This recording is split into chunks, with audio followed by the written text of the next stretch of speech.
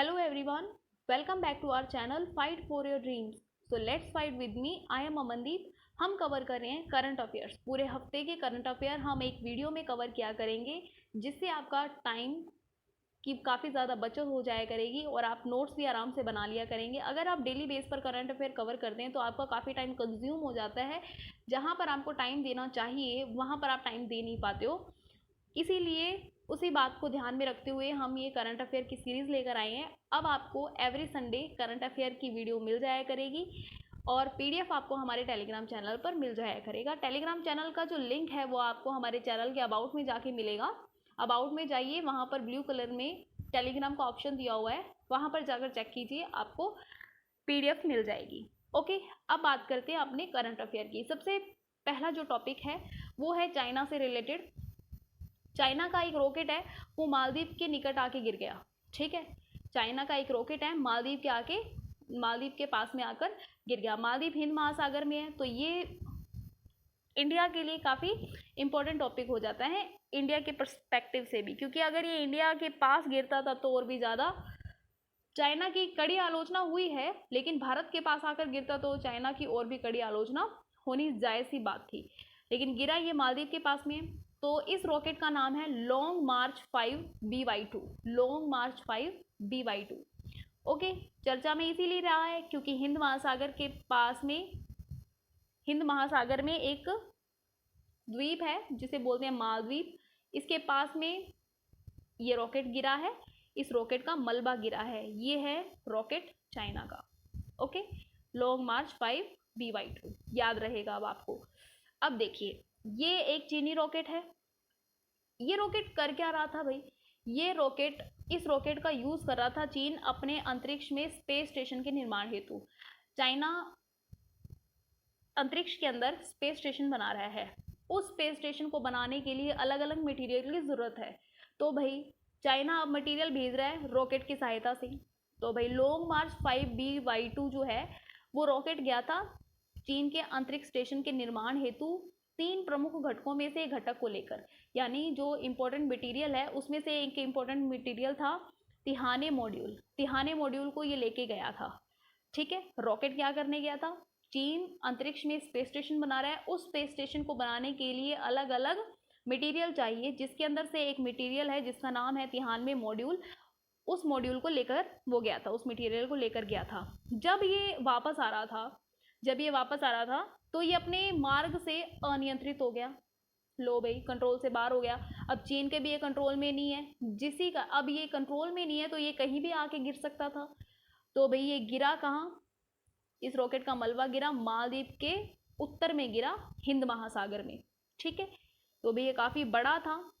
इसका मलबा इंडिया तक देखा गया. कई इंडियन ने तो ये दावा भी किया इन्होंने कि अंतरिक्ष के अंदर इस रॉकेट को आकाश में गिरते हुए देखा. ठीक है, तो भाई देखिए कितना गैर जिम्मेदार पूर्ण काम है ये, जिसकी आलोचना नासा द्वारा भी की गई. तो नासा एक अमेरिकी एजेंसी है. ठीक है, अमेरिकी एजेंसी, अंतरिक्ष एजेंसी नासा ने लॉन्ग मार्च 5 BY2 रॉकेट के मलबे का मालदीव के उत्तर में हिंद महासागर में गिरने पर चीन की पूरी आलोचना की. तो भाई चीन ने क्या कहा? कोई रिस्पॉन्स नहीं है. जैसे कोरोना के लिए इन्होंने कोई रिस्पॉन्सिबिलिटी नहीं समझी, वैसे बोले कि हम रिस्पॉन्सिबल नहीं है, हो गया तो भाई हो गया. अमेरिका ने इसे चीन की गैर जिम्मेदार पूर्ण कार्रवाई कहा. अमेरिका का कहना है कि इस तरह की जो घटनाएं हैं मानवता के लिए काफ़ी बड़ा खतरा है. अब ये देखिए, ये गिरा है मालदीव के उत्तर में. ठीक है, मालदीव के पास गिरा है. बाई चांस अगर ये मालदीव के ऊपर गिर जाता, मालदीव तो जो है वो पहले ही पर्यावरण संवेदनशील एक द्वीप है. ठीक है, प्रवाल भीतियाँ तो पहले ही खत्म हो रही है. तो ये मलबा और आग गिरता उसके ऊपर तो भाई बिल्कुल ही काम सलट जाता. बिल्कुल ही है ना, वहाँ का पूरे पर्यावरण को तहस नहस करने में लगे हुए हैं ये, है ना. तो ये मानवता के लिए काफ़ी खतरा है. पहले ही कोरोना का इतना बड़ा झटका इन्होंने पूरी दुनिया को दे दिया है, जिसका अभी तक हम इम्पैक्ट भुगत रहे हैं, है ना. तो ये आप बात समझ रहे हैं कि अमेरिका ने क्या कहा है कि इस तरह की घटनाएं मानवता के लिए काफ़ी बड़ा खतरा है. अमेरिकी एजेंसी ने कहा है कि चीन मलबे को लेकर मानकों का पालन करने में असफल रहा है. देखिए, अंतरिक्ष के भी सॉरी कि ये जो मलबे होते हैं, ठीक है, कचरा जो होता है रॉकेट का, इसका निपटान करने के लिए भी अलग अलग रूल्स होते हैं. इन रूल्स को फॉलो नहीं कर रहा है चीन. तो भाई नासा ने जोर देकर कहा है कि चीन चीन तो कर ही रहा है जैसा कर रहा है, लेकिन आगे से आप समझ जाइए, चीन और बाकी देश जो है, अगर अंतरिक्ष में आपको कोई भी गतिविधियां करनी है तो वो पूरी जिम्मेदारी और पारदर्शिता के साथ में कीजिए। कोई भी गतिविधियां करनी है तो जिम्मेदारी पूर्वक और पारदर्शिता के साथ में अपने काम को अंजाम दीजिए। इसके साथ ही अंतरिक्ष में इन अभियानों को लेकर विभिन्न देशों की अंतरिक्ष एजेंसियों को और ज़्यादा पारदर्शिता बरतनी चाहिए। तो भाई देखिए, अब अपने समझ लेते हैं चीन का अंतरिक्ष स्टेशन। देखो कितनी बड़ी बात है कि चाइना अपना प्राइवेट, ठीक है ना, स्टेशन वहां पर निर्मित कर रहा है, निर्माण कर रहा है उसका। चीन अपना खुद का अंतरिक्ष स्टेशन निर्माण कर रहा है। इससे पहले एक अंतरिक्ष स्टेशन स्थापित है अमेरिका और रूस के द्वारा। तो ये दूसरा देश है, ठीक है, सॉरी तीसरा देश है, लेकिन दूसरा स्टेशन है, दूसरा अंतरिक्ष स्टेशन है जिसे कौन स्थापित करे? चीन। ठीक है, चीन के अंतरिक्ष स्टेशन का नाम है तिहानगोंग। ठीक है, क्या नाम है अंतरिक्ष स्टेशन का? तिहानगोंग। अब आप यहाँ पर कंफ्यूज मत हो जाना, यहाँ पर हमने बात की तिहाने मॉड्यूल की और यहाँ पे हम बात करें तिहानगोंग। ओके, सॉरी, ठीक है, और यहाँ पे हम बात करें तिहानगोंग की। अंतरिक्ष स्टेशन का नाम है तिहानगोंग। चीन के तिहानगोंग स्पेस स्टेशन के निर्माण का कार्य पूरा करने का लक्ष्य अगले साल के अंत तक रखा है। तो चीन ने कहा है कि हम अगले साल के लास्ट तक, 2022 के लास्ट तक अपने, ठीक है ना, अंतरिक्ष स्टेशन को बना लेंगे और इस स्टेशन की जो लाइफ टाइम होगा वो होगा 10 साल। ठीक है, जीवन काल होगा 10 साल, यानी ये 2037 तक काम करेगा। ठीक है, उल्लेखनीय है कि तिहानग्यांग जो है, तिहानग्यांग अजीब सा नाम है, अंतरराष्ट्रीय अंतरिक्ष स्टेशन के बाद दुनिया का दूसरा अंतरिक्ष स्टेशन होगा। ठीक है, अंतरराष्ट्रीय स्पेस स्टेशन के बाद में दुनिया का दूसरा अंतरिक्ष स्टेशन होगा। हो सकता है भारत भी इस तरफ, इस दिशा में अपना कोई कदम उठाए। ठीक है, मालदीव के बारे में जान लेते हैं। मालदीव जो है वो हिंद महासागर में स्थित एक द्वीपीय देश है। दरअसल यहाँ पर प्रवाल भी द्वीप पाए जाते हैं, इसीलिए ये जो देश है ये काफ़ी पर्यावरण के प्रति संवेदनशील है। मालदीव जनसंख्या और क्षेत्र दोनों ही प्रकार से एशिया का सबसे छोटा देश है। याद रखना, मालदीव जनसंख्या और क्षेत्र दोनों ही प्रकार से एशिया का सबसे छोटा देश है। मालदीव की राजधानी है माले। तो आई होप आपको ये पूरा पॉइंट आपको समझ आ गया होगा, यहाँ पर आपको कोई प्रॉब्लम नहीं रही होगी। इससे रिलेटेड जो पोल कन्वेंशन हम करवा लिया करेंगे डेली बेस पर, डेली आप पोल कन्वेंशन में अपना हिस्सा लीजिए और अपने करंट अफेयर को स्ट्रॉन्ग कीजिए। ठीक है, अब बात करते हैं राष्ट्रीय मानवाधिकार आयोग की। ये भी काफ़ी न्यूज़ में रहा इस बार। जैसे अपने अभी देख ही रहे हैं कि नदियों में और बालू के अंदर शवों को दफनाए जाने की काफ़ी बातें हमारे सामने आ रही है, काफ़ी मामले हमारे सामने आ रहे हैं। उसी मामलों से संबंधित राष्ट्रीय मानवाधिकार आयोग ने अपनी घोषणा की है। ठीक है, तो उसे समझते हैं कि इन्होंने क्या कहा है। हाल ही में राष्ट्रीय मानवाधिकार आयोग ने केंद्र और राज्य सरकारों को कोविड-19 महामारी से मरने वाले लोगों की गरिमा को बनाए रखने के लिए कानून बनाने के लिए कहा है। ठीक है, इस महामारी से मरने वाले लोगों की गरिमा को बनाए रखने के लिए कानून बनाने के लिए कहा है। ऐसा क्यों कहा? क्योंकि कई राज्यों में शवों को नदियों में फेंके जाने, बालू में दबाए जाने के कई मामले सामने आए हैं। इन्हीं को आधार मानते हुए राष्ट्रीय मानवाधिकार आयोग ने कानून बनाने के लिए कहा है। ठीक है, तो ये क्या है कि देखिए, हमने जीते जी तो उन लोगों को सुविधाएं देनी है। अरे कम से कम मरने तो उनको गरिमा से मरने दीजिए। कम से कम उनकी जो मृत्यु हो गई है, कम से कम उनका जो शव है वो तो आप सम्मानपूर्ण उसको अंतिम चिता दीजिए। ठीक है, कहने की बात यह है कि इसी के लिए कानून बनाने के लिए राष्ट्रीय मानवाधिकार आयोग ने कहा है। ये मानव का अधिकार है कि उसे इज्जत पूर्वक जीवन जीने का पूरा उसका अधिकार है। एक मानव को अधिकार मिला हुआ है कि उसका जीवन जो है वो सम्मान पूर्वक हो, उसका मरना भी सम्मान पूर्वक हो। ठीक है, तो ये मानव का अधिकार है, इसीलिए राष्ट्रीय मानवाधिकार आयोग ने कानून बनाने के लिए कहा है।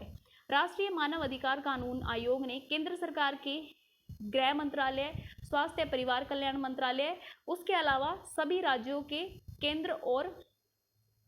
राज्यों और केंद्र शासित प्रदेशों की सरकारों को एडवाइजरी भेजी है। देखो इस एडवाइजरी में क्या लिखा है, उन्होंने कहा कि संविधान का अनुच्छेद 21 जो है ना, वो केवल जीवित व्यक्तियों के लिए नहीं है बल्कि मृतक व्यक्तियों के लिए भी लागू होता है। ठीक है, क्लियर है। किसी ने मृतकों के अधिकारों की रक्षा करना, किसी भी मृतक के अधिकारों की रक्षा करना, शव पर अपराध रोकना सरकार का कर्तव्य है। ठीक है, तो अगर कोई व्यक्ति मर गया है तो इसका मतलब ये थोड़ी ना अभी उसका शव है, उसका अभी अस्तित्व है, तो आप उसके अधिकारों की रक्षा कीजिए। ठीक है, अगर वो खुद नहीं बोल सकता तो आप उसके अधिकारों की रक्षा कीजिए, ये मानव का अधिकार है। अगर उसके शव के साथ में कोई अपराध हो रहा है तो ये सरकार का दायित्व बनता है कि उसके शव को सम्मान पूर्वक, ठीक है, दफन कर दिया जाए या फिर उसे चिता दे दी जाए। तो ये संविधान का अनुच्छेद 21 है। एडवाइजरी में ये भी सिफारिश की गई है कि परिवहन के दौरान जो दाह और संस्कार होते हैं ना, दाह संस्कार होता है, ठीक है, उस पर शवों का ढेर नहीं लगाना चाहिए। यानी कि ऐसे नहीं कि शवों के बहुत सारे शव इकट्ठे कर लिए, ढेर लगा दिया और आग लगा दी, ऐसा नहीं होना चाहिए। शवों का ढेर नहीं होना चाहिए क्योंकि ये मृतकों की गरिमा के अधिकारों का उल्लंघन है। तो आई होप ये पूरा पॉइंट आपको समझ आ गया होगा। राष्ट्रीय मानवाधिकार आयोग द्वारा इस महामारी में मरने वाले लोगों की गरिमा को बनाए रखने के लिए सरकारों को कहा है कि आप कानून बनाइए। केंद्र सरकार को भी कहा है, राज्य सरकार को भी कहा है और केंद्र शासित प्रदेशों के अंदर भी इन्होंने एडवाइजरी जारी करवाई है। ठीक है, एडवाइजरी में इन्होंने अलग अलग प्रकार की सिफारिशें की है। क्लियर है। बात करते हैं राष्ट्रीय मानवाधिकार आयोग की। ये एक स्वतंत्र वैधानिक संस्था है। इसकी स्थापना मानवाधिकार संरक्षण अधिनियम 1993 के अधीन की गई थी 12 अक्टूबर 1993 में। ठीक है, स्वतंत्र वैधानिक संस्था है, संवैधानिक नहीं है। इसकी स्थापना की गई थी मानव अधिकार संरक्षण अधिनियम 1993 के प्रावधानों के तहत 12 अक्टूबर 1993 में। इसका मुख्यालय नई दिल्ली में है। इसका कार्य क्या है? संविधान द्वारा प्रदान किए गए मानवाधिकार, संविधान ने जो इंसान को अधिकार दिए हैं, जीवन जीने का अधिकार, स्वतंत्रता का अधिकार, समानता का अधिकार, ठीक है, इन अधिकारों की रक्षा करते हुए ये प्रहरी का काम करता है राष्ट्रीय मानवाधिकार आयोग। 12 अक्टूबर 1993 में इसकी स्थापना हुई थी। क्लियर है। अनुच्छेद 21 क्या कहता है? अभी आया था ना हमारे यहाँ पर कि संविधान का अनुच्छेद 21। तो संविधान 21 हमें क्या कहता है? ये कहता है प्राण और दैहिक स्वतंत्रता का, ठीक है, अधिकार। इस अनुच्छेद के तहत कहा गया है कि किसी व्यक्ति को उसके प्राण या दैहिक स्वतंत्रता से विधि द्वारा स्थापित प्रक्रिया के अनुसार ही वंचित किया जाएगा, अन्यथा नहीं। कहा गया है कि जो व्यक्ति जिस कैटेगरी से बिलोंग करता है उस कैटेगरी में जो मृत्यु के बाद का जो सिस्टम स्थापित किया गया है, जो मरने के बाद की जो प्रणाली स्थापित की गई है, उसी प्रणाली के आधार पर उस व्यक्ति का दाह संस्कार होना चाहिए या फिर उस व्यक्ति का अंतिम प्रक्रिया जो है वो होनी चाहिए, अन्यथा नहीं होनी चाहिए, अनुच्छेद 21 में कहा गया है। उसके अलावा सुप्रीम कोर्ट के द्वारा विभिन्न मामलों में इसे परिभाषित करके इसे व्यापक बना दिया गया है, जिसमें सुप्रीम कोर्ट ने अनुच्छेद 21 में कहा कि जीवन जीने का अधिकार, निजता का अधिकार, स्वच्छ पर्यावरण का अधिकार, ये एक मानव के अधिकार है। एक व्यक्ति जो है वो जीवन जीने का अधिकार रखता है जब तक उसने अपराध ऐसा नहीं किया कि उसको फांसी की सजा दी जाए। ठीक है, निजता का अधिकार बनाए रखने का एक व्यक्ति का पूरा अधिकार है। स्वच्छ पर्यावरण में जीने का, ठीक है ना, पूरा अधिकार एक व्यक्ति को है। स्वास्थ्य संबंधी जितने भी लाभ है वो प्रत्येक व्यक्ति को मिलने चाहिए। त्वरित सुनवाई का अधिकार, अमानवीय व्यवहार के विरुद्ध अधिकार, निष्पक्ष सुनवाई का अधिकार अनुच्छेद 21 के तहत सुप्रीम कोर्ट ने विभिन्न मामलों की सुनवाई करते हुए बताए हैं कि ये सब अधिकार अनुच्छेद 21 के तहत आते हैं। तो क्लियर है। आई होप आपको ये पूरा पॉइंट समझ आ गया होगा। तो अभी तक की ये जो 2 हेडलाइंस थी वो आपको कवर हो गई होंगी, है ना। राष्ट्रीय मानवाधिकार आयोग पूरा आपको समझ आ गया होगा, कोई प्रॉब्लम नहीं है यहाँ पर। Okay, that is the good point. अब बात करते हैं ई संजीवनी ओपीडी सेवा के बारे में। ये इंडियन मिलिट्री के द्वारा जारी की गई सेवा है। ठीक है, हाल ही में भारतीय सेना ने फैसला किया है कि उसके जो पूर्व जो रिटायर्ड डॉक्टर जो हैं वो ई संजीवनी टेलीमेडिसिन प्लेटफॉर्म पर अपनी ओपीडी सेवाएं देंगे। जो रिटायर्ड डॉक्टर है वो वीडियो कॉन्फ्रेंसिंग के जरिए रोगी को परामर्श देंगे। अगर किसी एमबीबीएस डॉक्टर ने एमडी डॉक्टर से बात करनी है तो वो भी वीडियो कॉन्फ्रेंसिंग के जरिए कर सकते हैं। ठीक है, तो ई संजीवनी एक व्यवहारिक व्यापक टेलीमेडिसिन सेवा है। टेलीमेडिसिन सेवा, टेलीमेडिसिन, मैं आपको क्या दे रही हूँ? टेली एजुकेशन दे रही हूँ। दूर दराज बैठकर आपके घरों तक जो मैं आपको एजुकेशन दे रही हूँ, वो है टेली एजुकेशन और ये है टेली मेडिसिन सेवा की बात करें कि ये दूर दराज बैठे हुए परामर्श देने के आधार पर, ठीक है, क्लियर है। ई संजीवनी दो प्रकार की टेलीमेडिसिन सेवाओं को सक्षम बनाता है। दो प्रकार की है, डॉक्टर से बात करके और रोगी से डॉक्टर से बात करके। रोगी डॉक्टर से बात करके अगर कोई परामर्श लेना चाहता है तो वो ले सकता है। तो डॉक्टर से डॉक्टर बात करता है तो मतलब ई संजीवनी, और रोगी से अगर डॉक्टर बात करता है तो ई संजीवनी ओपीडी। क्लियर है। अब मुझे लगता है कि आपको ये पूरा पॉइंट समझ आ गया। ई संजीवनी ओपीडी सेवा क्या है? हाल ही में भारतीय सेना ने फैसला किया है कि उसके जो रिटायर्ड डॉक्टर है वो ई संजीवनी टेलीमेडिसिन प्लेटफॉर्म पर अपनी ओपीडी सेवाएं देंगे। संजीवनी सेवाएं भी देंगे और ओपीडी सेवाएं भी देंगे। क्लियर है। इसका उद्देश्य क्या है? स्वास्थ्य सेवाओं के बुनियादी ढांचे की सुधार में गुणवत्ता को बढ़ाना। ठीक है, स्वास्थ्य सेवाओं के बुनियादी ढांचे में सुधार की गुणवत्ता को बढ़ाना। स्वास्थ्य सेवाओं का समान वितरण सुनिश्चित करना, जिन लोगों को स्वास्थ्य सेवाएं नहीं मिल रही हैं उनको स्वास्थ्य सेवाएं पहुंचाना। स्वास्थ्य सेवाओं के बुनियादी ढांचे में सुधार करना। ठीक है, स्वास्थ्य सेवाओं के संदर्भ में मानव संसाधन की कमी को पूरा करना। तो अब देखिए हमारे पास डॉक्टर्स की कमी है ना, तो इस कमी को पूरा करने के लिए मानव संसाधन की कमी को पूरा करना है। चाहे हमारे पास में मशीनरी पूरी है, हमारे पास में थिएटर हमारे पास में सारे सिस्टम है, लेकिन हमारे पास में डॉक्टर ही नहीं है, तो वो जो मटेरियल है वो किस काम का? तो मानव संसाधन की कमी को पूरा करने के लिए इस योजना को लाया गया है। टेलीमेडिसिन सेवा क्या होती है? टेलीमेडिसिन सेवा एक ऐसी व्यवस्था है जिसमें जो डॉक्टर होता है वो वीडियो कॉन्फ्रेंसिंग के माध्यम से ग्रामीण क्षेत्रों में अपनी सेवा देते हैं। ठीक है, इस व्यवस्था से ग्रामीण और दूर दराज के क्षेत्रों में स्वास्थ्य देखरेख की सुविधाओं को पहुंचाने की कोशिश की गई है। तो आई होप ये पूरा पॉइंट आपको समझ आ गया होगा। ई संजीवनी ओपीडी सेवा, एक बार आप जब नोट्स बनाएंगे ना तो आपको बिल्कुल क्लियर हो जाएगा। ओके, अब बात करते हैं सुप्रीम कोर्ट की कार्रवाई पर मीडिया को रिपोर्टिंग करने का अधिकार। ये काफी इंपॉर्टेंट न्यूज है आज की इस हफ्ते की। तो देखिए, सुप्रीम कोर्ट ने कहा कि मीडिया को सुप्रीम कोर्ट और हाई कोर्ट में जो न्याय कार्रवाई हो रही है उसके दौरान कोई भी टिप्पणी अगर की जाती है तो उस टिप्पणी पर कोई अगर मीडिया वाला रिपोर्ट करता है, उस पर रिपोर्ट बनाता है, न्यूज़पेपर में छापता है, तो उससे रोका नहीं जा सकता। ठीक है, सुप्रीम कोर्ट के अंदर अगर कोई कार्रवाई चल रही है, उस कार्रवाई के तहत सुप्रीम कोर्ट ने जो टिप्पणी दी है, जो कमेंट किया है, उस कमेंट को हेडलाइन बनाई जा सकती है। ठीक है, तो ये बात कही है। ऐसा क्यों कहा? सुप्रीम कोर्ट को ये कहने की क्या जरूरत पड़ गई? तो भारतीय निर्वाचन आयोग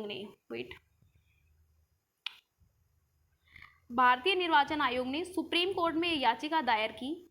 उन्होंने कहा कि मीडिया को न्यायिक कार्यवाही में जो रिकॉर्डिंग होगी, न्यायिक प्रक्रिया के अंदर जो भी कार्रवाई हो रही है उस पर रिकॉर्डिंग करने पर प्रतिबंध लगाया जाए। ठीक है, भारतीय निर्वाचन आयोग कह रहा है कि सुप्रीम कोर्ट में जो कार्रवाई हो रही है उस कार्रवाई पर रिपोर्टिंग करने का अधिकार मीडिया को नहीं होना चाहिए। तो निर्वाचन आयोग ने ऐसा क्यों कहा? निर्वाचन आयोग का मानना है कि इससे मामले की न्यायिक कार्रवाई प्रभावित होगी। जो भी मामला चल रहा है उस पर कोई न्यायिक कार्रवाई चल रही है, वो न्यायिक कार्रवाई प्रभावित हो जाएगी, क्योंकि जब ये रिपोर्टर्स जो हैं वो रिपोर्ट छापेंगे, न्यूज़ छापेंगे न्यूज़पेपर में, उसे जन सत्ता तक ये बात पहुंचेगी, जन सामान्य तक ये बात पहुंचेगी, जिससे जन सामान्य के अंदर क्या आएगी? जागरूकता आएगी। और निर्वाचन आयोग क्या चाहता है कि जागरूकता ना आए, तो यही वो कहना चाहते हैं। इससे क्या है कि हम देख रहे हैं गैर लोकतांत्रिक पूर्ण एक काम ये किया गया है। ठीक है, ये कह रहे हैं कि इस मामले से न्यायिक कार्रवाई प्रभावित हो सकती है तथा मामले के संबंध में मीडिया द्वारा विशेष प्रकार की मानसिकता निर्मित की जा सकती है, कि अगर मीडिया अपनी तरीके से इसको तोड़ मरोड़ के पेश करेगा, है ना, तो इससे क्या होगा? न्यायिक प्रक्रिया इससे अवरुद्ध हो जाएगी। तो भाई सुप्रीम कोर्ट ने कहा अच्छा कि अगर रिपोर्टिंग कर देंगे इस पर और लोगों तक ये बात पहुंचेगी तो इससे न्याय देने में प्रॉब्लम आएगी। ये कैसे होगा भाई? उन्होंने कहा कि न्यायिक कार्रवाई उच्च और उच्चतम न्यायालय की कार्रवाइयों की रिपोर्ट करने से मीडिया को रोकना न केवल विचार और अभिव्यक्ति की स्वतंत्रता के विरुद्ध है बल्कि अलोकतांत्रिक भी है। देखिए, अगर हम मीडिया को रोकते हैं कि आपको ये रिपोर्टिंग नहीं करनी है, तो ये विचार और अभिव्यक्ति की स्वतंत्रता के तो विरुद्ध होगा ही, बल्कि ये अलोकतांत्रिक भी होगा, क्योंकि मीडिया जो है वो लोकतंत्र का चौथा स्तंभ होता है। अगर हम ही उसे बोलने की आज़ादी छीन लेंगे तो ये लोकतंत्र का कहाँ से काम हुआ, है ना। तो सुप्रीम कोर्ट ने कहा कि लोकतांत्रिक शासन प्रणाली में न्यायालय की प्रत्येक गतिविधि पारदर्शी होनी चाहिए। उन्होंने कहा कि लोकतंत्र में हम लोग जी रहे हैं, हमारा देश लोकतांत्रिक देश है, तो लोकतंत्र के अंदर कोई भी न्याय से संबंधित अगर कोई कार्रवाई हो रही है ना, तो वो बिल्कुल पारदर्शी होनी चाहिए, ठीक है, बिल्कुल क्लीन होनी चाहिए। न्यायालय द्वारा कोई भी मामला ऐसा नहीं है कि वो जनता की भावना के आधार पर उसका निर्णय लिया जाएगा, या फिर अगर कोई रिपोर्टिंग है उसके माध्यम से लिया जाएगा, वो तर्कों के आधार पर हम ये मामला देखते हैं, ठीक है। सुप्रीम कोर्ट ने कहा कि मीडिया की रिपोर्टिंग के आधार पर और जनता की भावना के आधार पर कोई भी मामला तय नहीं किया जाता, ये तथ्यों के आधार पर किया जाता है। अतः ये तर्क देना निराधार है कि इससे न्यायिक कार्रवाई प्रभावित होगी, ठीक है, कि इसे ये कहना बिल्कुल गलत है कि अगर कोई रिपोर्टिंग करते हैं तो इससे न्यायिक प्रक्रिया प्रभावित होगी, ये कहना बिल्कुल गलत है। अगर ये रिपोर्टिंग होती है तो इससे जनता में न्यायिक गतिविधियों के प्रति जागरूकता उत्पन्न होगी और मीडिया की स्वतंत्रता भी सुनिश्चित होगी। ये ऐसा कहा क्यों गया निर्वाचन आयोग द्वारा? आजकल सुप्रीम कोर्ट सरकार को खरी खोटी अच्छे से सुना रहे हैं, तो सरकार की जब आलोचना की जा रही है सुप्रीम कोर्ट के द्वारा और न्यूज़पेपर में छापा जा रहा है, तो सरकार को ये शायद फील होने लगा कि जन सामान्य के सामने हमारी इंसल्ट हो रही है, क्योंकि वो खुद को बहुत महान वो समझ रहे हैं ना, कि वो शायद ब्रिटिश है और ये अनपढ़ और गरीब भारतीयों के सामने हमारी बेइज्जती हो रही है। तो लेकिन ये सरकार ये जानती नहीं है कि उनकी बेइज्जती तो कब की हो ही चुकी है ना। तो उनको शायद ये लग रहा है, इसीलिए वो सुप्रीम कोर्ट से ये मांग कर रहे हैं कि आप रिपोर्टर्स को कहिए कि आप हमारी जो बेइज्जती कर रहे हैं और हमारे ऊपर जो कमेंट कर रहे हैं वो छापने बंद कर दें। तो सुप्रीम कोर्ट ने कहा कि बिल्कुल भी नहीं, ये करना बिल्कुल गलत है, अभिव्यक्ति की स्वतंत्रता के खिलाफ है और अलोकतांत्रिक भी है। सब पता होना चाहिए जनता को कि क्या सुप्रीम कोर्ट कह रही है, क्या सुप्रीम कोर्ट ने निर्णय दिए हैं, उन सब के बारे में जनता को पता होना चाहिए, जिससे जनता का विश्वास होगा किस पर, मीडिया पर। आजकल जो मीडिया पर अविश्वास सिस्टम चल रहा है ना, जो ये वो उसको बहाल किया जा सकेगा अगर मीडिया ऐसा करती है तो, ठीक है, क्योंकि लोकतंत्र का चौथा स्तंभ है और चौथा स्तंभ पारदर्शिता के आधार पर अगर काम करेगा तभी जनता जागरूक हो पाएगी और उसके प्रति विश्वास रख पाएगी, ठीक है। निर्वाचन आयोग के प्रकार द्वारा इस प्रकार की याचिका दायर करना न केवल सरकार के गैर लोकतांत्रिक दृष्टिकोण को दिखाता है, बल्कि कहीं ना कहीं संवैधानिक निकाय में सरकारी हस्तक्षेप के पुट को भी दिखाता है। इससे हमें क्या पता चलता है? इससे पूरी बात से निष्कर्ष निकलता है कि निर्वाचन आयोग जैसी संवैधानिक संस्था को निष्पक्ष रूप से अपने संवैधानिक दायित्वों का निर्वहन करना चाहिए, ना कि ऐसे उल्टे सीधे काम करने चाहिए। निर्वाचन आयोग को अपना जो काम है वो अपने ढंग से करना चाहिए, ना कि दूसरे के कामों में इंटरफेयर करना चाहिए। अगर कुछ असंवैधानिक अगर लगता है तो सुप्रीम कोर्ट खुद ही उसे असंवैधानिक घोषित करके बता देगी। तो आई होप ये पूरा पॉइंट आपको समझ आ गया होगा। न्यायालय की कार्रवाई पर मीडिया की रिपोर्टिंग, ये हमारा जीएस पेपर 2 से काफ़ी मैच होता हुआ टॉपिक है, ठीक है। क्लियर है। अब आप एक बार चेक कर लेना, अगर आपने सिलेबस देखा है तो आपको एक एक यूनिट याद होनी चाहिए कि कौन सा पॉइंट कहाँ पर कनेक्ट होता है। अगर आप करंट अफेयर पढ़ भी लेंगे लेकिन आपको पता नहीं है कि उस करंट अफेयर को कहाँ पर जोड़ना है, तब तक उस करंट अफेयर को पढ़ने का कोई फायदा नहीं होगा, ठीक है। चलो नेक्स्ट पॉइंट पर चलते हैं। सरकार ने दी 5G के उपयोग की अनुमति। तो 5G का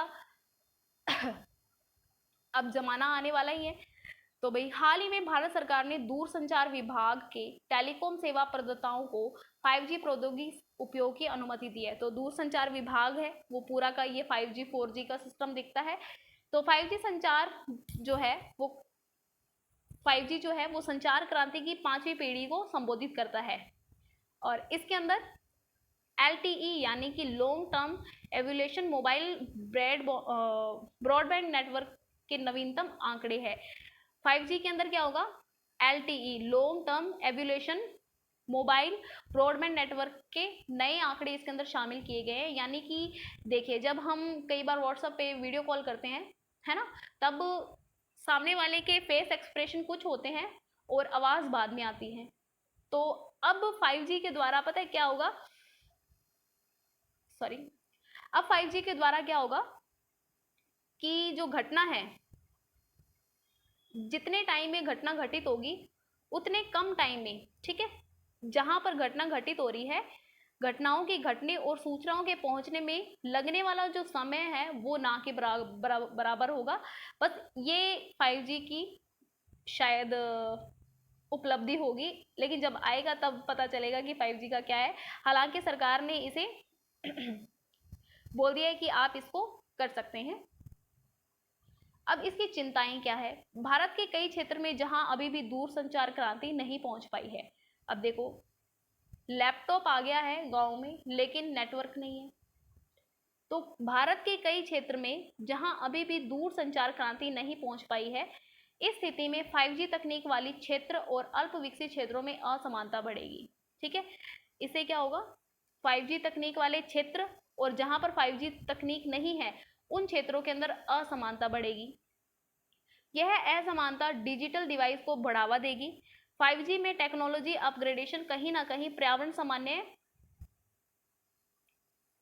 पर्यावरण और स्वास्थ्य को क्षति पहुंचाएगा। विशेषज्ञों के अनुसार 5G के आने से हृदय संबंधी रोगों में वृद्धि देखने को मिल सकती है, यानी हार्ट अटैक काफी ज्यादा बढ़ सकते हैं।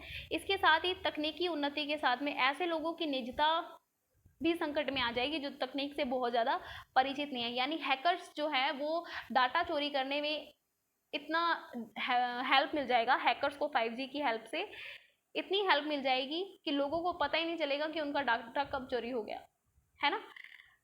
तो ये क्या है कि उन लोगों की निजता भी संकट में हो जाएगी जो इस तकनीक से परिचित नहीं होंगे, ज्यादा परिचित नहीं होगी। चलो ठीक है, भारत में आ रही है 5G, भारत में आनी भी चाहिए क्योंकि अन्य देशों में भी 5G का यूज होने लग गया है, तो भारत को पीछे नहीं रहना चाहिए। चलो कोई बात नहीं, अगर भारत में आ भी रही है, लेकिन फिर भी सरकार को ध्यान रखना चाहिए कि भारतीय समाज में बढ़ते परस्पर तनाव को 5G के प्रयोग के गलत प्रभावों से बचाना भी भारतीय कानून और तकनीक विभाग के लिए एक चुनौती होगी। अब देखो, भारतीय समाज में तनाव तो पहले ही बढ़ रहे हैं, लेकिन 5G का जो प्रयोग है उसका कोई गलत प्रभाव ना पड़े, इसीलिए भारतीय कानून और तकनीक विभाग के लिए ये चुनौती होगी कि इसे कंट्रोल कैसे करें। वैश्विक स्तर पर 5G का उपयोग काफी ज्यादा बढ़ रहा है। इस स्थिति में भारत को औद्योगिक क्षेत्र में स्वयं को प्रतिस्पर्धी बनाने के लिए 5G को बढ़ाना जरूरी था। अब पूरी दुनिया यूज कर रही है, 5G का उपयोग कर रही है, तो भारत को औद्योगिक क्षेत्र में खुद को प्रतिस्पर्धी बनाने के लिए 5G को बढ़ाना जरूरी था। लेकिन सरकार को ये ध्यान में रखना चाहिए कि समानता, समाज और कानून के आयामों को ध्यान में रखते हुए 5G को बढ़ावा देना चाहिए, कि समाज को ध्यान में रखना चाहिए कि प्रत्येक व्यक्ति तक इसकी पहुंच सुनिश्चित हो सके। लेकिन पहुंच है तो सही, लेकिन वहां तक किसी हैकर की पहुंच ना हो जाए, कोई वहां तक क्राइम ना हो, इसीलिए कानून बनाने की भी जरूरत है। और समानता जिन लोगों को मिल रहा है 5G, चलो ठीक है, लेकिन उन लोगों के पास में भी वो पहुंच होनी चाहिए जो दूर दराज क्षेत्रों में बैठे हैं, जहां पर अभी भी 2G नेटवर्क भी नहीं आता है। ठीक है, तो समानता, समाज और कानून के आयामों को ध्यान में रखते हुए सरकार को 5G को बढ़ावा देना चाहिए। ये इतनी इंपॉर्टेंट नहीं थी, लेकिन फिर भी आपको इसकी चिंताओं को ध्यान में रखना जरूरी है, इसीलिए मैंने इस पॉइंट को यहाँ पर रख दिया है। अब बात करते हैं अपने सबसे इंपॉर्टेंट पॉइंट की। ठीक है, जनसंख्या से संबंधित है। हाल ही में यूएन ने रिपोर्ट पारित की थी जिसके अंदर कहा था कि अगले 2-3 सालों में भारत दुनिया का सबसे ज्यादा जनसंख्या वाला देश होगा। ठीक है, क्या कहा था? दुनिया का सबसे जनसंख्या वाला देश। अब कौन है? चाइना। 2019 में यूएन की रिपोर्ट आई थी, उसमें कहा था कि 2027 तक भारत चीन को पीछे छोड़ेगा जनसंख्या के मामले में। लेकिन अब कहा जा रहा है कि 2 से 3 साल के अंदर अंदर ही भारत चाइना को जनसंख्या के मामले में छोड़ देगा। 2019 के अंदर भारत की आबादी 1.37 अरब थी और चाइना की थी 1.47। तो अब देखो, भारत में तो जन्म दर जो है वो काफ़ी उच्च है, लेकिन चाइना के अंदर जन्म दर जो है वो निरंतर गिरती जा रही है, जिसकी वजह से भारत जो है वो चाइना को जनसंख्या के मामले में पीछे छोड़ सकता है। देखिए, जनसंख्या के मामले में हम चाइना से आगे आ रहे हैं, लेकिन ओलंपिक के मामले में हम चाइना से अब कोसों दूर है अभी तक, है ना। तो ये काफ़ी शर्मनाक बात है जिस पर पूरे भारत को ध्यान देना चाहिए, है ना। जिस तरीके के ऑडिशन, सिंगिंग ऑडिशन और डांसिंग ऑडिशन अगर लिए जाते हैं, तो ओलंपिक से संबंधित ऑडिशन क्यों नहीं लिए जाते? लोगों को उसके लिए भी प्रेरणा होनी चाहिए। हमारे देश के युवा जो है वो MX टकाटक और टिकटॉक पर वीडियो बनाए जा रहे हैं, लेकिन देश की प्रगति के लिए कुछ भी अपना देने के लिए तैयार नहीं है, योगदान देने के लिए तैयार नहीं है। जितना आप डांस के लिए डेडिकेट हैं उतना आपको किसी स्पोर्ट के लिए भी डेडिकेट होना चाहिए, बिल्कुल होना चाहिए। सरकार की भी उसमें भूमिका होनी चाहिए, अकेला प्लेयर भी क्या कर सकता है ना। चलो ये बात की बात है, अपने ये जनसंख्या वाला पहले समझ लें क्या कह रहे हैं। भारत में जन्म दर काफ़ी उच्च है, जबकि चीन की जन्म दर में निरंतर गिरावट हो रही है। UN का मानना है कि भारत में जनसंख्या बढ़ती रहेगी बिना किसी गिरावट वाली दर से, लगातार बढ़ती रहेगी। ठीक है, ऐसे ये वाला सिस्टम यह है कि बढ़ गई फिर घट गई, घट गई घट गई फिर बढ़ गई, नहीं, ये बढ़ेगी बिना किसी गिरावट की दर से। चीन पिछले कुछ वर्षों से अपनी जनसंख्या में आ रही गिरावट को लेकर चिंतित है, इसीलिए उन्होंने 2016 में चीन ने अपनी वन चाइल्ड पॉलिसी पर रोक लगा दी थी और 2 बच्चे पैदा करने की अनुमति प्रदान कर दी थी। ऐसा क्यों किया? क्योंकि जन्म दर काफ़ी गिर रही है। ठीक है, लोग बूढ़े हो रहे हैं लेकिन युवा व्यक्ति है नहीं, बिना युवा के तो कोई भी काम करना, देश चलाना मुश्किल हो सकता है। तो इस पॉलिसी को लाया गया था, वन चाइल्ड पॉलिसी को 1979 में लाया गया था चाइना द्वारा। इस पॉलिसी को 2016 में इन्होंने बंद कर दिया और 2 बच्चे पैदा करने की अनुमति दे दी। तो अब देखो बात करते हैं भारत की। भारत के पास विश्व का 2.9% भूभाग है, लेकिन 2011 की जनगणना के अनुसार यहाँ पर 70% आबादी रहती है दुनिया की। ठीक है, इतना कम भूभाग है और इतनी बड़ी आबादी रहती है। तो भारत में औसतन आयु क्या है? 28 साल है, जिसका अर्थ है भारत में युवा आबादी कितनी है? युवा आबादी और युवाओं की संख्या काफ़ी ज़्यादा है। भारत में औसतन आयु कितनी है? 28 साल है। इसका मतलब क्या हुआ? जो भारत की आबादी है उसमें बच्चे और युवा बहुत ज़्यादा है, बूढ़ों की इतनी संख्या नहीं है, इसीलिए भारत एक युवा देश है।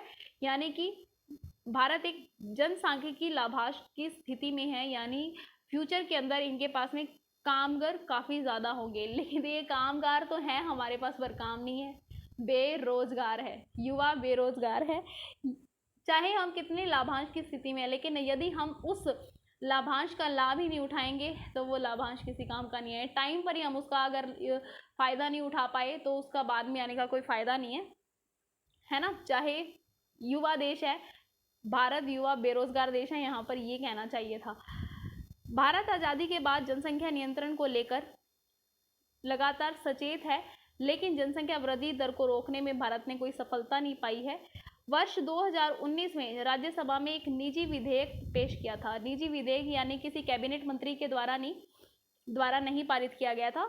ठीक है, निजी विधेयक पेश किया गया था। इसमें 2 बच्चों की नीति का प्रावधान किया था। हालांकि ये जो विधेयक था ये पारित नहीं किया गया था। चिंताएं क्या हैं हमारी? अगर जनसंख्या अधिक होगी तो संसाधनों के साथ अनुपात को असंतुलित कर संसाधनों पर दबाव बन जाएगा। अब देखो, हमारे पास संसाधनों की कमी है ऑलरेडी इतने से संसाधन है और यूज करने वाले इतने सारे हैं, तो बताओ कितना दबाव पड़ेगा संसाधनों पर। ठीक है, और उच्च प्रकार फिर मिलावट होगी तो उच्च प्रकार का मिलेगा नहीं, जिससे क्या होगा? स्वास्थ्य खराब होगा, जीवन की गुणवत्ता पर नकारात्मक दबाव बनने लगेगा, असमान आय वितरण होगी, बहुत ज़्यादा लोग होंगे तो काम भी इतना काम नहीं है, लोग बहुत ज़्यादा हैं तो भाई इससे क्या होगा? असमान आय वितरण होगा। सतत विकास पर नकारात्मक प्रभाव पड़ेगा। सतत विकास का क्या मतलब होता है कि देखिए, हम किसी भी चीज़ का यूज़ करते हैं, ठीक है ना, जिस दर से यूज़ कर रहे हैं उसी दर से उसका उत्पादन करें, लेकिन ऐसा नहीं हो पाएगा क्योंकि जनसंख्या बहुत ज़्यादा है। मानव विकास उच्च स्तर का नहीं हो पाएगा।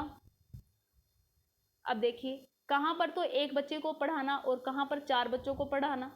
अब चारों को सरकारी में लगाने की कहीं को, और सरकारी स्कूलों की आपको पता ही है क्या हालत है, खस्ता ही हालत है। और कहीं 1 बच्चे को प्राइवेट स्कूल में लगाना और अच्छी एजुकेशन प्रदान करना, 4 बच्चों के लिए कहाँ टाइम निकाल पाएंगे पेरेंट्स? कहाँ 1 बच्चे के लिए टाइम निकालना, कहाँ 4 बच्चों के लिए अच्छा भोजन की व्यवस्था करना, कहाँ 1 बच्चे के लिए भोजन की व्यवस्था करना। तो ये क्या हो पाएगा? मानव विकास का स्तर जो होगा वो उच्च नहीं हो पाएगा। राज्य पर भी अधिक दबाव बनेंगे और उससे क्या होगी? असामाजिक अपराध तो आप जानते ही हैं, जनसंख्या के कारण ही होंगे। तो आई होप ये पूरा पॉइंट समझ आ गया होगा। आज का जो लास्ट टॉपिक है वो है हमारा सुप्रीम कोर्ट के द्वारा मराठा आरक्षण को असंवैधानिक माना गया है।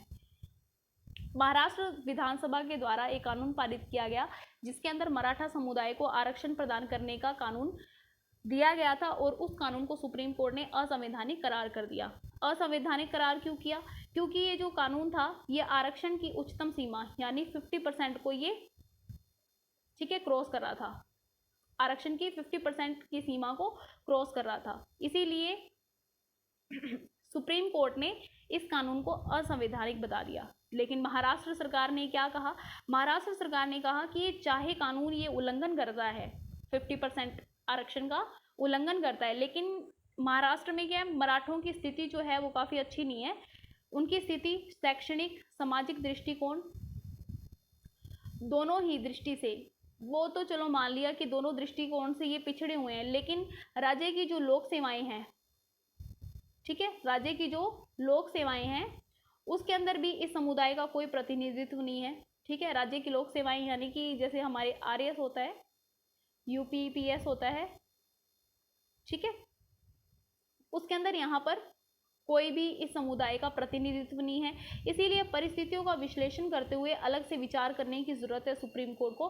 सुप्रीम कोर्ट परिस्थितियों को ध्यान में रखे कि मराठा समुदाय काफ़ी पिछड़ रहा है, इसीलिए आगे लाने के लिए अगर 50% से अबव अगर आरक्षण हो रहा है तो देना चाहिए। सुप्रीम कोर्ट को उन्होंने कहा कि सुप्रीम कोर्ट आरक्षण संबंधी अपने कई मामलों में सुनवाई दे चुकी है, अपना निर्णय दे चुकी है, लेकिन अब आरक्षण का वास्तविक उद्देश्य हमारा क्या है?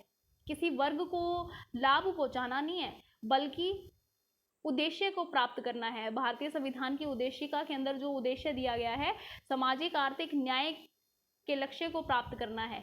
हम किसी व्यक्ति या किसी वर्ग विशेष को आरक्षण नहीं दे रहे हैं, हम किसी नागरिक को आरक्षण दे रहे हैं जिससे कि उसको सामाजिक और आर्थिक न्याय मिल सके। ठीक है, तो सुप्रीम कोर्ट ने कहा कि चलो भैया आप काफ़ी ज्ञान दे रहे हो हमें, तो पहली तो बात ये है कि मान्यता तो आपको असंवैधानिक ही मिलेगी। ठीक है, आपकी कोई संवैधानिक मान्यता नहीं मिलेगी। और बात रही कि 50% के आरक्षण पर फिर से आप कह रहे हो, उन्होंने कहा था महाराष्ट्र की जो वकील थे, सरकार का जो वकील था, उन्होंने कहा कि सुप्रीम कोर्ट को विधानसभा द्वारा पारित किए गए इस कानून को संवैधानिक दर्जा दे देना चाहिए और साथ साथ में 50% आरक्षण की अधिकतम सीमा के निर्णय पर पुनर्विचार करना चाहिए कि एक बार आप फिर से सोच लो कि 50% का आरक्षण थोड़ा आप बढ़ा दीजिए, एक बार इस पर सोच लीजिए, पुनर्विचार करना चाहिए सुप्रीम कोर्ट को। तो सुप्रीम कोर्ट ने कहा कि 50% की अधिकतम सीमा पर पुनर्विचार का कोई प्रश्न नहीं उठता है, कि कोई बात नहीं है कि 50% पर हम दोबारा से सोचें। पहली बात तो ये है कि महाराष्ट्र सरकार का जो कानून है वो तुष्टीकरण की राजनीति से प्रेरित होता है। तुष्टीकरण का मतलब क्या होता है कि आप किसी विशेष वर्ग को प्रभावित करते हो, किसी विशेष वर्ग को आप लाभ पहुंचाना चाहते हो, उस प्रकार की आपकी राजनीति है। पहली बात तो ये है। दूसरी बात ये है कि आपने मराठा समुदाय की सामाजिक और शैक्षणिक संबंधी किसी प्रकार का कोई आंकड़ा हमें दिखाया नहीं है कि ये इतने आंकड़े पीछे हुए हैं। ठीक है, तो लेकिन अगर हम बात फिर भी कर रहे हैं, चलो आपने आंकड़े नहीं भी दिए, लेकिन फिर भी हम बात करते हैं कि मराठा जो समुदाय है वो महाराष्ट्र के अन्य समुदायों की तुलना में उच्च स्थिति में है, क्योंकि मुस्लिम समुदाय जो है वो महाराष्ट्र के अंदर काफ़ी निम्नतम स्थिति पे है। उस समुदाय पर आपको ध्यान देना चाहिए।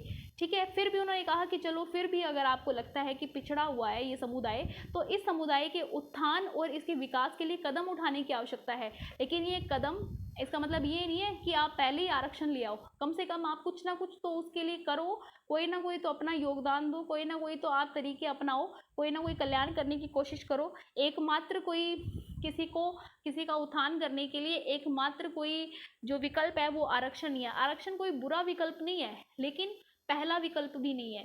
ठीक है, ये कहने की कोशिश की सुप्रीम कोर्ट ने।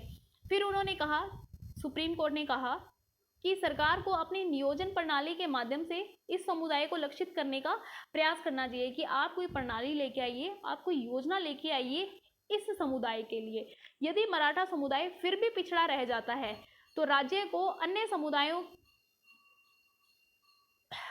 समुदाय जो विशेषकर मुस्लिम समुदाय है उनको भी इस श्रेणी के अंतर्गत लेके आना है। अगर आपको इनको आरक्षण देना है तो जो भिन्न जो समुदाय हैं उनको भी इन श्रेणी के अंतर्गत लाना पड़ेगा, वो भी अपने आप शामिल हो जाएंगे, क्योंकि जो मुस्लिम समुदाय है वो मराठा समुदाय से अधिक निम्नतम स्थिति में है, जैसा कि मैंने पहले बताया। तो आई होप ये पूरा पॉइंट आपको यहाँ पर समझ आया होगा कि सुप्रीम कोर्ट ने मराठा आरक्षण को असंवैधानिक करार किया है। किस लिए करार किया है? फिर भाई महाराष्ट्र सरकार का केंद्र सरकार ने भी पक्ष लिया, ठीक है।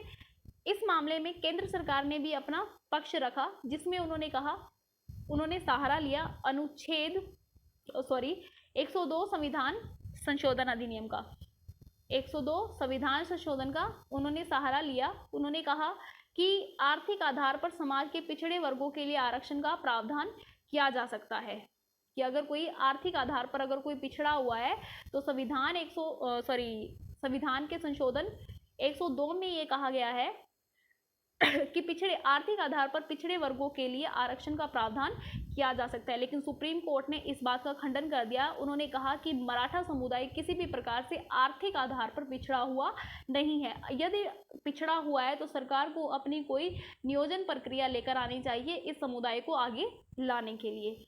अब बात करते हैं आरक्षण और भारतीय संविधान। आरक्षण की बात कहाँ की गई है?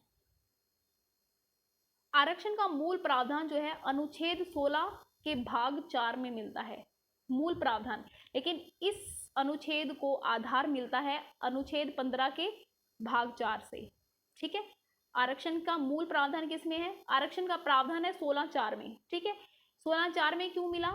क्योंकि 15(4) में बात की गई है कि जो पिछड़े शैक्षणिक और जो सामाजिक क्षेत्र से पिछड़े हुए हैं उनके लिए विशेष प्रावधान राज्य सरकार कर सकती है। राज्य द्वारा सामाजिक और शैक्षणिक दृष्टि से पिछड़े हुए वर्गों के लिए विशेष प्रावधान किए जा सकते हैं। तो ये प्रावधान इन्होंने लिख दिए अनुच्छेद 16 के भाग 4 के अंदर, ठीक है। अनुच्छेद 16 में लिखा सरकारी नौकरियों में विशेष प्रावधान। अनुच्छेद 16 जो है वो सरकारी नौकरियों में विशेष प्रावधान की बात करता है। अतः अनुच्छेद 15(4) और अनुच्छेद 16(4) को जब एक साथ पढ़ते हैं, 15(4) क्या कहता है? जो सामाजिक और शैक्षणिक स्थिति से पिछड़ा हुआ है उसके लिए विशेष प्रावधान करते हैं। और 16 में कहा गया है कि सरकारी नौकरी में विशेष प्रावधान किए जा सकते हैं। तो 15(4) और 16(4) को जब एक साथ पढ़ते हैं तो निष्कर्ष होता है कि सामाजिक नौकरियों में सरकारी नौकरियों में सामाजिक और शैक्षणिक और आर्थिक आधार पर विशेष प्रावधान राज्य द्वारा किए जा सकते हैं। तो ये पॉइंट समझ आ गया आपको? यहाँ पर क्या कह रहे हैं ये? अनुच्छेद 16 और अनुच्छेद 15 को जब इकट्ठे पढ़ते हैं तब ये कहा जा सकता है कि जो वर्ग सामाजिक, आर्थिक और शैक्षणिक स्थिति से पिछड़ा हुआ है तो राज्य उसके लिए सरकारी नौकरियों में विशेष प्रावधान कर सकते हैं, यानी सरकारी नौकरियों में उसके लिए आरक्षण ला सकते हैं। इसके लिए शर्त ये होनी चाहिए जिस समुदाय को आरक्षण दिया जा रहा है वो ना केवल आर्थिक स्थिति, सामाजिक और शैक्षणिक दृष्टि से पिछड़ा हो, बल्कि राज्य की दृष्टि में उसका सरकारी सेवाओं में जो योगदान है वो बिल्कुल शून्य होना चाहिए, अपर्याप्त होना चाहिए, ठीक है, अपर्याप्त होना चाहिए। तो क्या है? इस प्रकार के आरक्षण से समग्र रूप से प्रशासनिक दक्षता पर कोई प्रभाव, नकारात्मक प्रभाव नहीं पड़ना चाहिए। यानी कि कहने का मतलब ये है, सुप्रीम कोर्ट कह रहे हैं कि हमें अयोग्य व्यक्तियों को, अयोग्य लोगों को आरक्षण नहीं देना है, ठीक है। अगर वो पिछड़े हुए हैं, अगर उनका अपर्याप्त प्रतिनिधित्व है सरकारी सेवाओं में, तब हम उनको आरक्षण देने की बात सोचेंगे, लेकिन अयोग्य लोगों को नहीं। क्योंकि यदि हम अयोग्य लोगों को प्रशासन में ऐड कर देते हैं तो इससे क्या होगा? प्रशासनिक दक्षता पर नकारात्मक प्रभाव पड़ेगा, जिससे क्या होगा? प्रशासन चलाना ठीक नहीं होगा। तो आई होप आपको ये पूरा पॉइंट समझ आ गया होगा। अगर हाँ तो वीडियो को लाइक कर दें। मिलते हैं नेक्स्ट वीडियो के साथ में, तब तक के लिए बाय, टेक केयर, जय हिंद।